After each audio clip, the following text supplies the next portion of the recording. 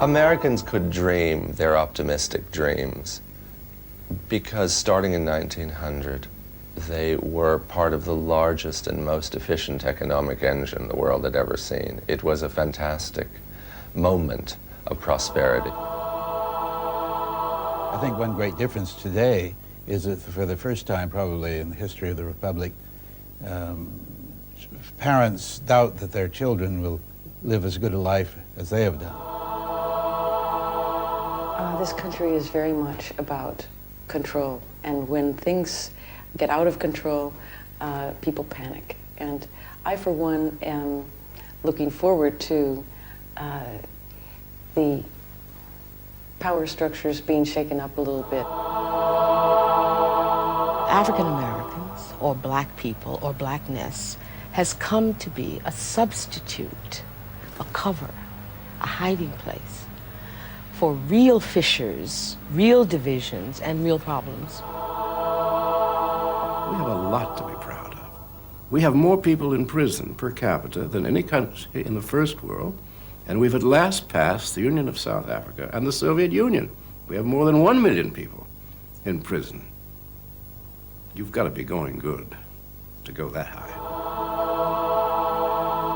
America is, in a way, a utopian country. The beliefs of Americans, that is to say, the beliefs enshrined in the Constitution and the Declaration of Independence, lead Americans to believe that human beings can be angelic, not brutish, and that they have to be redeemed by angelic powers, or the angelic powers in them have to be released or cleansed so that they can achieve this perfection.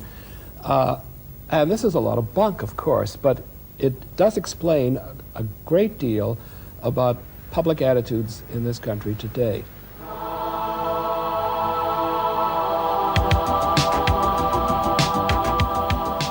Nobel laureate Saul Bellow is America's most distinguished novelist. For decades, he's been the astute chronicler of America's social and moral crises, the sage of mean streets and the common life. He's both the despairing Cassandra of America's human condition and the philosopher of its plight. In books of furious comedy, Bellow depicts America's collapsed urban ghettos, its black underclass, its corrupt machine politicians, its hollow rich, and its portentous intellectualizers.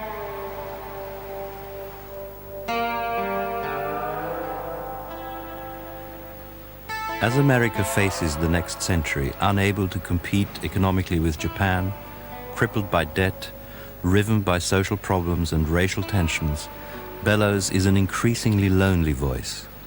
He fears America's descent into a demagogic multiculturalism in which the legacy of the European Enlightenment and the survival of clear and independent thought are gravely at risk.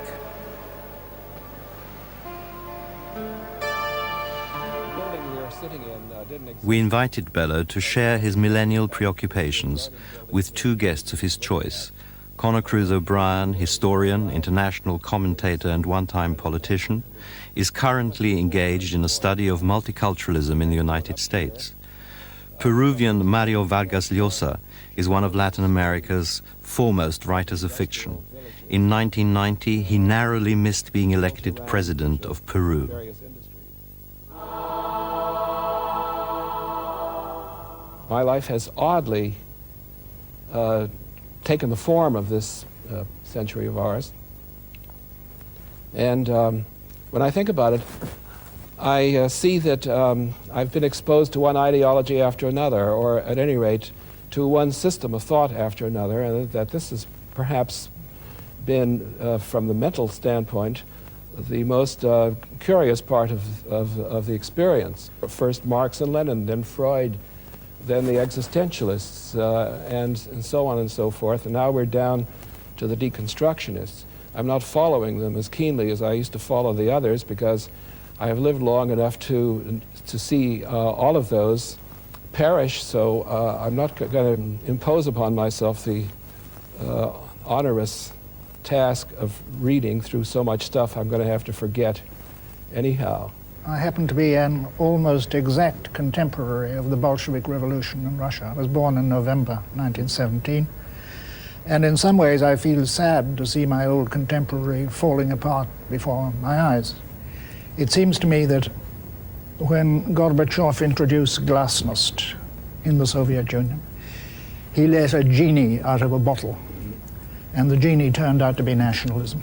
And I'm afraid that the coming century will be one in which nationalisms will be returning in great strength and in many places, which gives us who were born like you and I in the first quarter of this century a terrible feeling of déjà vu, I think. I think probably these last years will be regarded as a breaking point in modern history.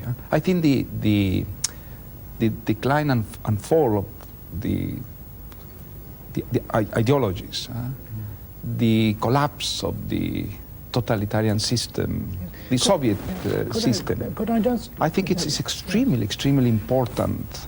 The collapse is undoubtedly very important. The collapse of certain ruling ideologies which were associated with great oppression, certainly.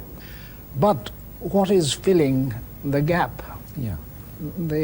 When an ideology collapses, as the ideology of the Ancien Regime, the Catholic Church, that collapsed. You have the French Revolution. Now the Marxist ideology is in tatters everywhere, outside perhaps China. But what's filling the gap is not democracy, but nationalism. I think that what is important probably is not the collapse only of the Soviet empire, but the collapse of the utopia. The idea that you can build a kind of earthly paradise. Yes. I think this has collapsed. And I don't think nationalism can replace this utopia with an equivalent one. But at the same time, I think there is an extraordinary evolution towards an internationalization of life, of markets, of the economy. Yes. And this has, I think, will have a very educative effect in those countries that can contrast these nationalist tendencies, which I think are extremely dangerous, of course. We in America, I think, were a little bit super optimistic when we saw the first results of the breakdown of the Soviet Empire. We thought that democracy, which had been waiting its time in the wings, was now ready to come forward.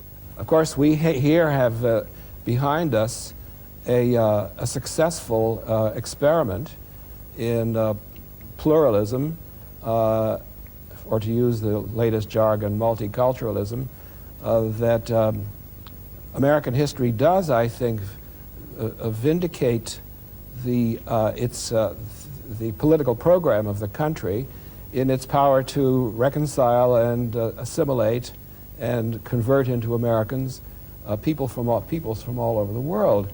And in our egotism, I suppose, that we Americans did feel that our time of vindication was coming, and that not only that the Cold War had come to an end, but that we were going to see a new epoch of liberation and prosperity and equality and liberty and all those other things, those wonderful things promised by the revolutions of the 18th century. I'm not at all sure what the outcome of the democratic experiment will be here or elsewhere. I do not feel absolutely confident in it. But it is the only reasonable, sensible, encouraging thing open to mankind, and I should hate to see it fail. There isn't any money left, and we are coming home. And the United States, which was once, well, a beacon, we use all sorts of grandiose images, but it was an interesting political development in world history. The pursuit of happiness was built into our Declaration of Independence, into our state. It was to be a refuge. And suddenly we have turned into just another standard world empire, which is now undergoing the second law of thermodynamics, which everything is running down. So I see very stormy times for the Republic. With the end of the empire, I think you're going to have the race war, which gets hotter and hotter each year.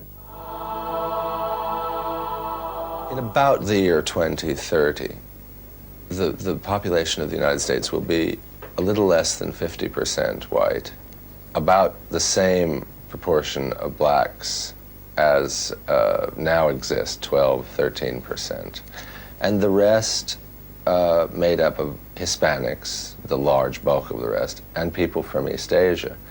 That will mean that all the notions of the United States as a fantasy, America as an extension of Europe, the New World and the Old, will have been turned on their heads. The de-Europeanization of the United States will have taken place.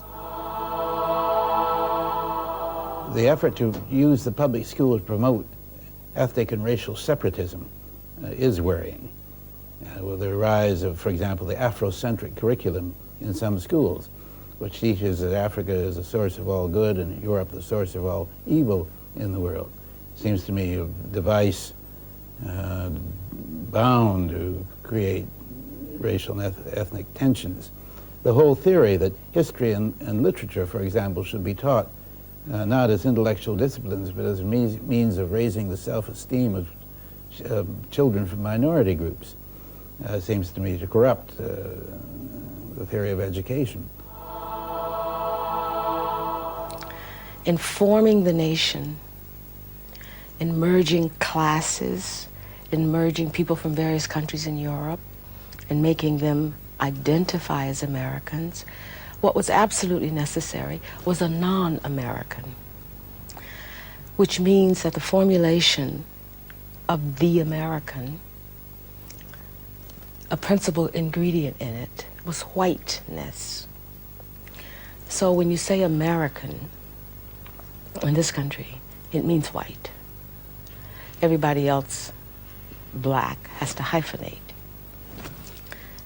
The construction of the white American was dependent on the existence of a black non-American. I think I'd like to explore with you a little more this theme of multiculturalism in the United States. I arrived here during the Clarence Thomas hearings. That's right. And I was very interested in the fact that 67% of American blacks, when there was a confrontation between a black woman and a black man, came on the side of the black man. So I thought then I would like to read about black women, black feminism, and this kind of thing. And I started to read that, and frankly, I felt a prejudice. Let's say I felt most of this stuff is going to be pretty phony. I've now been reading it for a number of weeks in this particular literature. And so far I found hardly anything that's phony. It's very serious. These are people who are interested in their own history, the history of people like them, and are interested in finding out. But I'd very much like to hear your views on that. Well, I maybe say something about my experience of Florida. I was there for 2 months, and I had an idea of this Hispanic community, which is concentrated in Florida, mostly Cuban, but also from other Latin American countries. And my idea was that this community was, in fact, an enclave of Latin America in United States. But in fact, what I think I discovered was that most of the Hispanics there are now completely Americans.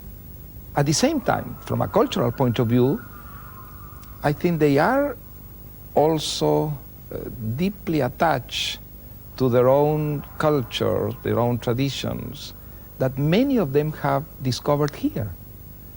I don't think that people like them can really mean any kind of threat for the American culture or for the American society, and certainly not for the American system. On the contrary, I think they contribute something which is specific and that can enrich a system that is been based always in a great variety of peoples and traditions, and it's a new nuance, rich and probably much more difficult to absorb in the melting pot as other migrations in the past. But I don't think any kind of threat on this. I suppose the melting pot will take on a new appearance now because of the differences in the character of the new ethnic immigrants coming here. And what you're describing is an ideal which would suit my vision of what America is perfectly. But you don't think this is happening? I doubt that it's happening on a very large scale. I mean, you're talking about people who came, these were the first refugees from Cuba. They were fairly educated people. Many of them were professionals. Many of them had careers in Cuba, and they came to America with ideas of advancing themselves and of building a life and all the rest of that, which on examination would prove to be very different from other groups that we might be talking about. I think perhaps the first thing to do in a discussion like this is to point out that the social science, and especially anthropology, has made the word culture very popular now, and everybody throws it around. Everybody says culture here and culture there. Well, it isn't everything that's different that we could defend or define as culture. Now, there's a great deal of hype now about culture because people are simulating or inventing culture or making claims for culture which are based on nothing at all, and you can't do that. I mean, you can't invent these things because they may have a good effect on your young, for instance, that it may make them feel that they have roots elsewhere and so on, unless there really are such things. And you can't substitute hype for historical knowledge, and this is what it seems to me is actually happening in our educational system. That people talk. They're not really talking about culture at all. They're talking about some kind of misfortune that has to be overcome. I agree that the misfortune is widespread and that it has to be overcome and that something must be done, but you can't achieve this by inventing history. For instance, you can't do it by inventing a history of the blacks in Egypt or things of that sort. It simply doesn't make sense. It doesn't withstand sound historical examination. So what is it all about? It is simply something that people have seized upon in order to ensure that the population as a whole, and certainly at its lower levels, makes some advances. You cannot build pride on these empty and factitious teachings. But black women writing about the history of black women in America that I've been reading, they're not taking refuge in myth. They're not putting all the blame for something on the white male. They are exploring their own history, and they're doing it in very valid ways. And I'm quite certain that this is good both for the scholars concerned and to those to whom they communicate what they have learned. I think that's to say that while there are people who are trying to put black people in this country on the wrong track, looking for false, bogus sources of pride, there are those also who are saying, look at our own history in this country. Let's find out what we can about it, and let's do it in a spirit of discovery. Unfortunately, there is a demagogic element in all this, and there are parties ready to take advantage of all of this to increase their power and their influence. And it's not entirely a good thing. I don't doubt that you have found such research as you have described. I don't know very much about it. I'd be willing, and I think I'm still capable of being objective, to be objective about it. But you don't see very much of that. What you see is a monopoly of public expression by demagogic characters, and that's an entirely different story. And this is what we have to. This is what we have to deal with. So I would remonstrate with you there, if I may. Would or would not? Greatly daring. I would remonstrate. With you. Greatly daring. Let's have it. When you speak of a monopoly of public expression, it isn't that. I mean, people like yourself and Alan Bloom are heard from. Dinesh D'Souza is heard from. Lots and lots of people are heard on the other side. And let me explain what I meant, Carter. Yes. When there was a riot in Crown Heights 2 months ago, the only people who expressed the views of the blacks were well-known demagogues. You didn't hear from any other element of black society in America. This is the only one that the press and the media recognize as the spokesman. Nobody else is quoted or cited in this.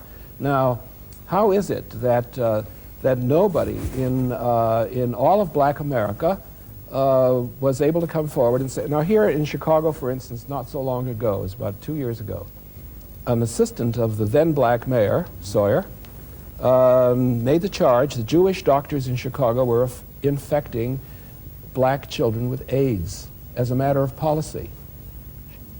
And nobody remonstrated with these people in public life, including black congressmen, black aldermen, leaders of black community organizations. Nobody said that this wasn't true. On the contrary, many came forward and said it probably was true. Now, I am really talking about a fact or facts of black leadership in this country. And it is not entirely as this is a revolutionary moment, and as in all revolutionary moments, you expect people to fly to extremes and do all kinds of weird things.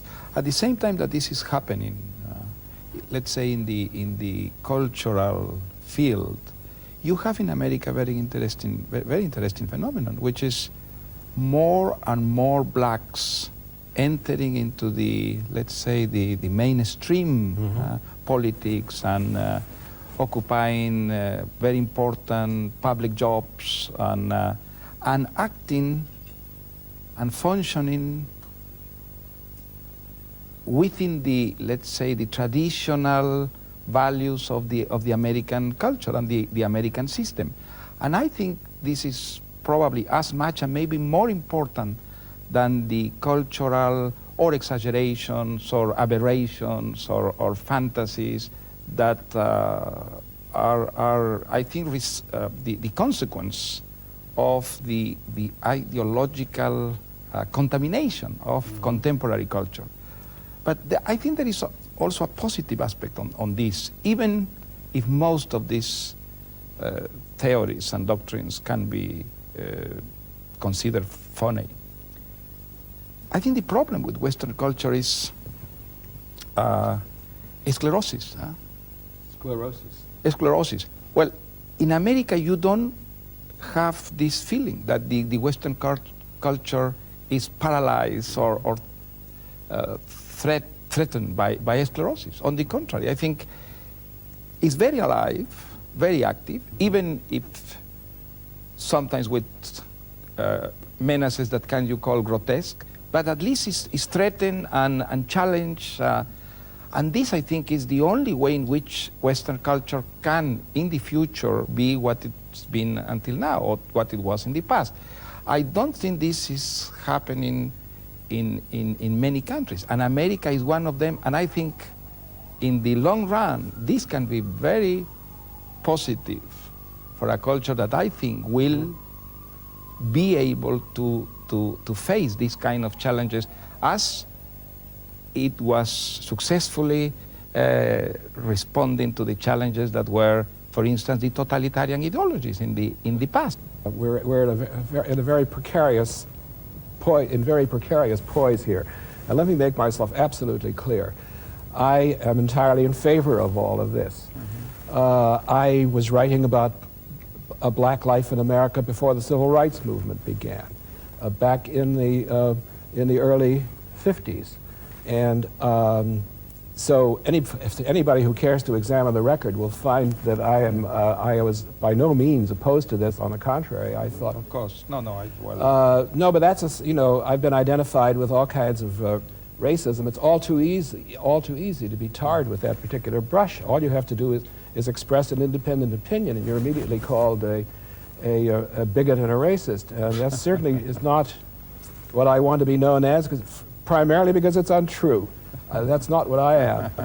I'm just trying to see these things more clearly. I see these things clearly because I'm concerned for the future of the country as much as for democracy everywhere. And I'm only trying to say, of course, some sort of compensatory action had to be taken.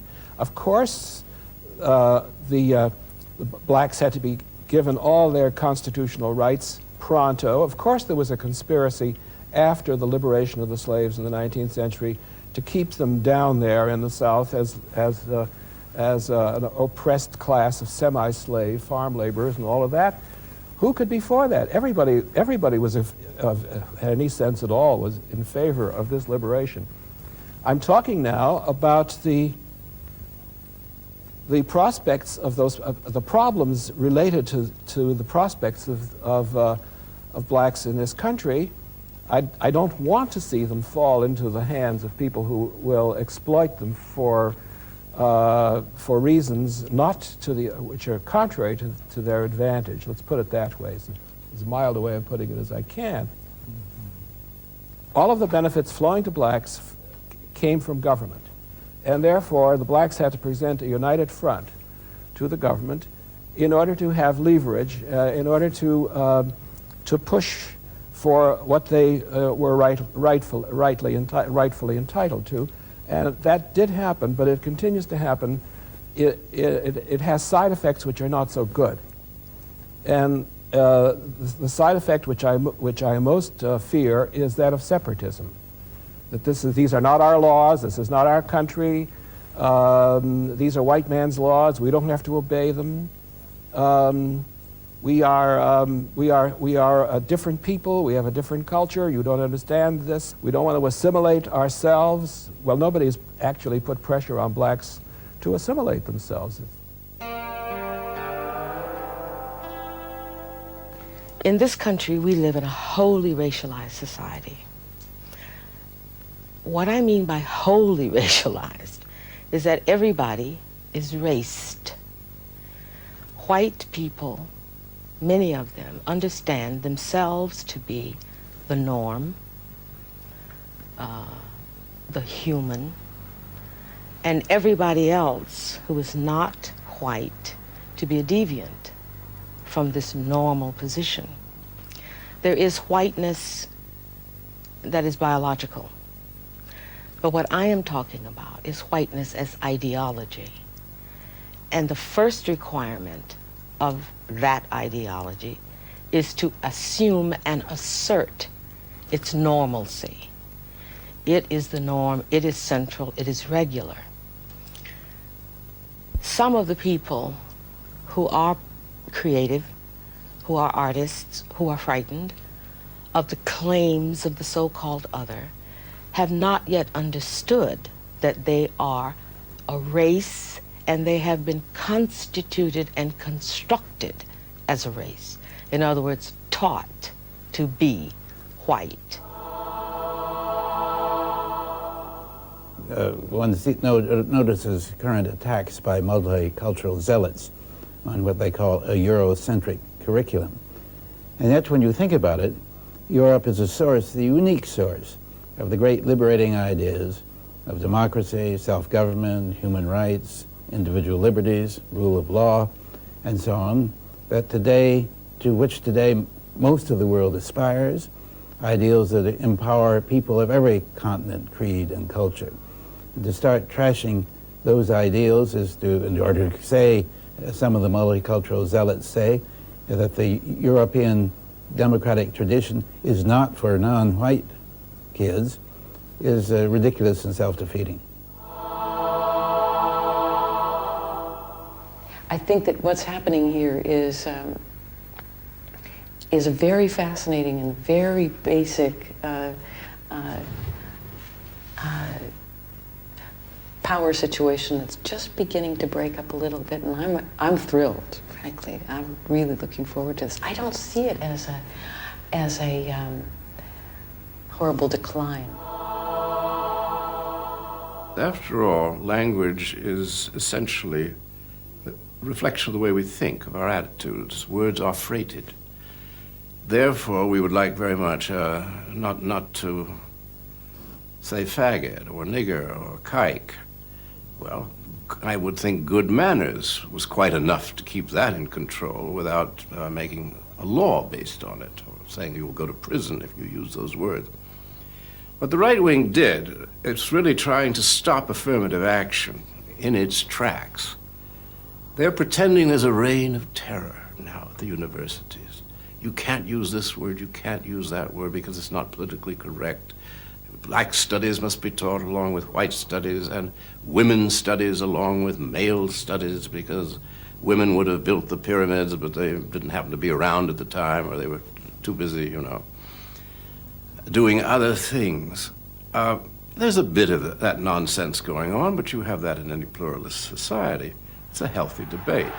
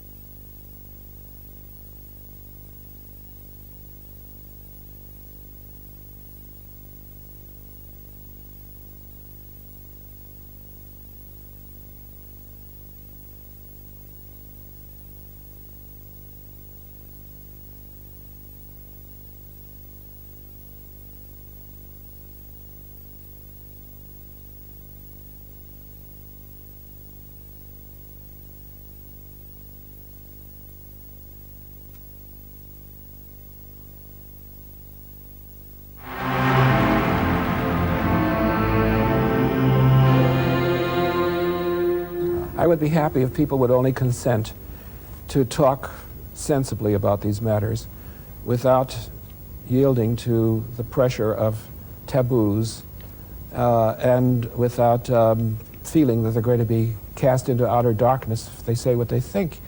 But this actually is coming to be the situation in this country, and I think it's a very dangerous thing. I have, in a way, as an Irish person who is now old, but grew up at a time when Irish people also had a very considerable chip on their shoulders. There's a phase as people are beginning to move up from a rather dire background when they resent any realistic portrayal of their own conditions. And Irish writers, for example, all the great Irish writers, without exception, have been denounced by political leaders and church leaders for letting down the side. What's said privately is, we all know these things go on, but you don't talk about them in front of the British. The British, of course, are not undifferentiated whites or our particular hobgoblin. So I know this from within. I also know as a phase which my people went through and have pretty well come out on the other side, though there are still some stragglers back there. So I would think that that will be so also with the black community as more educated generations of leaders appear. The present bunch are pretty transitional, I hope. Don't you think this can be described within a wider phenomenon, which is the fascination or propensity of intellectuals, blacks or whites or reds, or to replace objective reality with ideological fantasies? Mm-hmm. I think what is happening with multiculturalism is very similar to what happened, for instance, in Latin America with indigenism in the 20s and 30s. That was also a separatist cultural movement, which was defeated by real culture, because it was a very artificial and funny, doctrine, which was created and promoted by a very small coterie of intellectuals. I think there are intellectuals who need to create, to replace this confused reality, which is the living world, by a very organized, clearly defined and separate How do you propose, society. How do you propose to organize all these intellectuals? No, I don't think they should be organized. I think they should be criticized and by real culture, which is never purely intellectual. I think the real culture has always a tremendous vitality and force that usually destroys intellectual schemes, as those that you have described. And I think the kind of criticism that, for instance, you have been doing very courageously, because this is not, I think, politically correct, is a way in which this can be responded. But I often feel that as you either speak as the thought police wish you to speak, or you're out, and then you're assigned to retraining, and you go to some purgatory school, literally a school sometimes, for sensitivity training because you've said the wrong things. And it is a kind of temporary, I hope, tyranny in the universities and in other places, in other forums of around the country, not only universities. Fortunately, this hasn't much affected the creative literature itself. I think in spite of that, I think the production of novels, of poems, has been uncontaminated by this phenomenon, particularly in America. I don't think that was the case in Europe. In France, for instance, literature was deeply affected during the 50s and 60s. Well, it's hard to say. For instance, the editor of a book supplement, whom I shan't name here, asked me for a piece, and I wrote a piece on writing short, the modern passion for brevity and conciseness and so on. And I said, of course, that the great masterpieces of novels were not short. They were, Dickens indulged himself, and others did. And I said, trying to be funny, I said, this may be compared to a passion that men sometimes have for stout women. That they prefer a long novel just as they prefer a stout woman, on the ground that you can't get too much of a good thing. The piece was sent back to me. I was politically incorrect. I would affront fat ladies, and that mustn't be done. That was a no-no. So there I was, age 70 odd, having been a writer since the age of 20 odd, having a manuscript sent back to me. So obviously these people are on the lookout. I don't claim this is a very serious instance of thought control. It was all easy enough for me to publish it elsewhere. But you see, the editor of that book supplement, could not afford to be identified with such a view. Therefore, they're on the lookout for things of this sort, absolutely trivial, nonsensical, and it's stupid to censor that in that way. It is like any excess in a revolutionary time. If people begin to define too closely and look at you and examine everything that you're saying, and are you okay on the race question? Are you okay on the woman question? Are you okay? Are you not a, what do they call it? Homophobic or something of that sort? You have to pay your respects to every one of these groups which stand there with a gloomy and forbidding presence and saying to you, you mustn't do this. It's no longer done.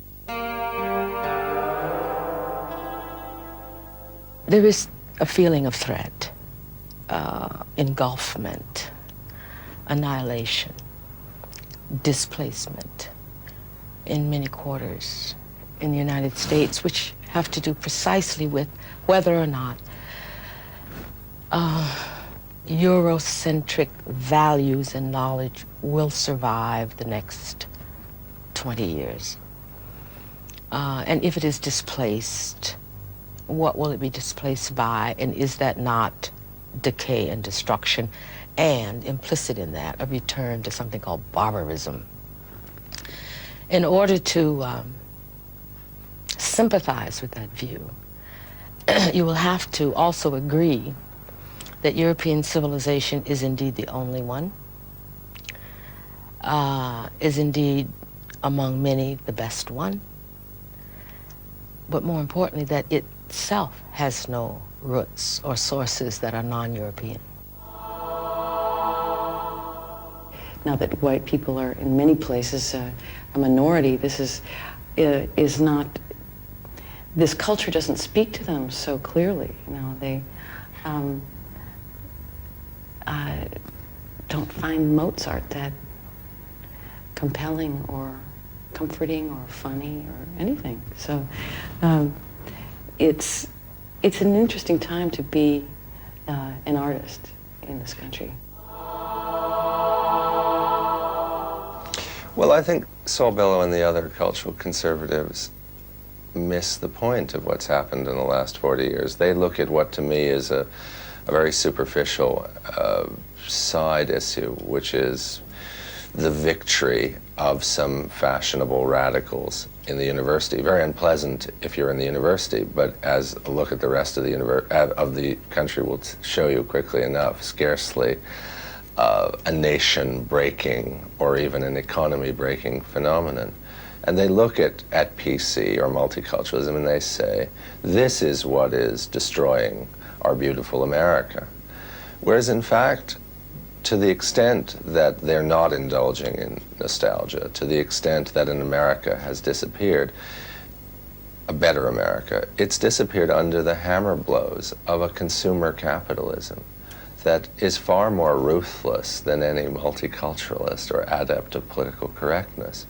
It was capitalism, not the multiculturalists, that instituted the kind of radical solitude of consumerism, a world in which not just families, but individuals had to own every object, from cars to toaster ovens.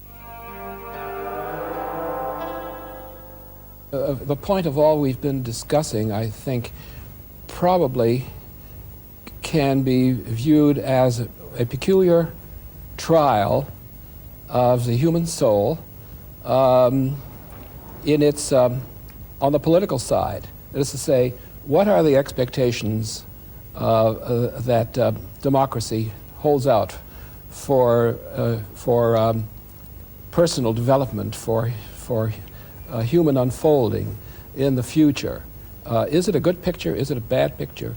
Are these things that we've been discussing here merely bubbles on the stream of change? Or is there a hint of some sort of less pleasant deformity in human conduct and human character?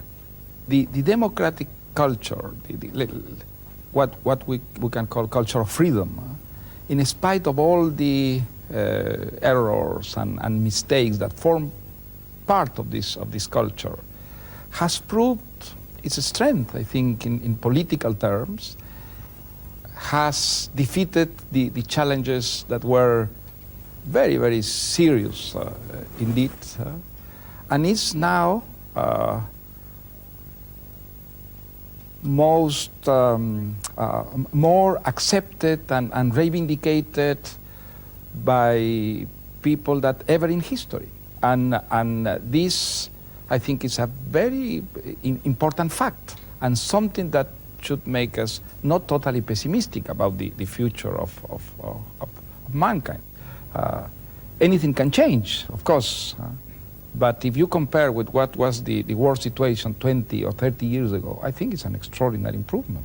I think that Western culture has tremendous vitality, and I don't see any serious signs of that vitality waning as we approach the end of our century.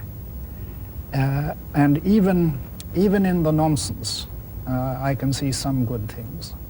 But after all, absurdities and nonsense are also part of Western civilization, inseparable from every epoch in it. We haven't, we're not the first to see these things. Yes, well, the question is how to avoid these things and how to preserve democracy without producing imbecilic societies. That's the heart of the thing. But I do think that the clear view is what I increasingly value as the most important thing of all. And looking around, I see many threats to clarity, as I don't see very many people capable of asserting themselves with absolute impartiality or within a kind of with a rational poise on which really the outcome ultimately depends. Because if you destroy things of this sort, then you have handed yourself over to chaos. And by chaos, I mean a kind of subordination of human life to ends which initially have nothing much to do with it. I think, Saul, that this is probably linked to the survival or the perishing of the book in the future. I think that if the future society will put the books as something really negligible, and that books won't represent for future societies what they have represented in the long history of Western tradition, will probably have maybe democratic societies, but extremely poor in spiritual and in intellectual terms, and that probably the kind of societies that will result of this substitution of the book by the gadget will be a civilization of dumps. I think this is the great threat of the future, and I think it's a choice. But I think we are not choosing clearly to save the books and what the books represent, literature, the culture of the word, of the written word, which I think is the most vital and sensible aspect of the Western tradition. What would concern me most when I think about the future is the widening gap between the fortunate and the unfortunate, which isn't just a gap between an advanced world and a third world, but also within the advanced world, between the fortunate and the unfortunate, the underclass. Mm-hmm. I think also that, Mario, you're right to talk about the importance of the book. We all share that concern. But we can't forget that there are millions of people there who will never read a book. They don't know how to read, and their family circumstances are such that it is almost impossible to get a book into their hands and to get them to read. I don't know how that is going to be overcome. I'm much more concerned with the problem of the depletion of personal life in this advanced democracy of ours. And I see on all sides signs of a serious difference between the past and the present. And I do see it as a depletion. There are signs that people are not really developing internally in the way that they did in I'm not looking backward with nostalgia, God knows, that's not the point. I'm just concerned about a society which produces so many non-persons, non-selves. And that's, here I'm in dead earnest, and I think that this is a very bad business.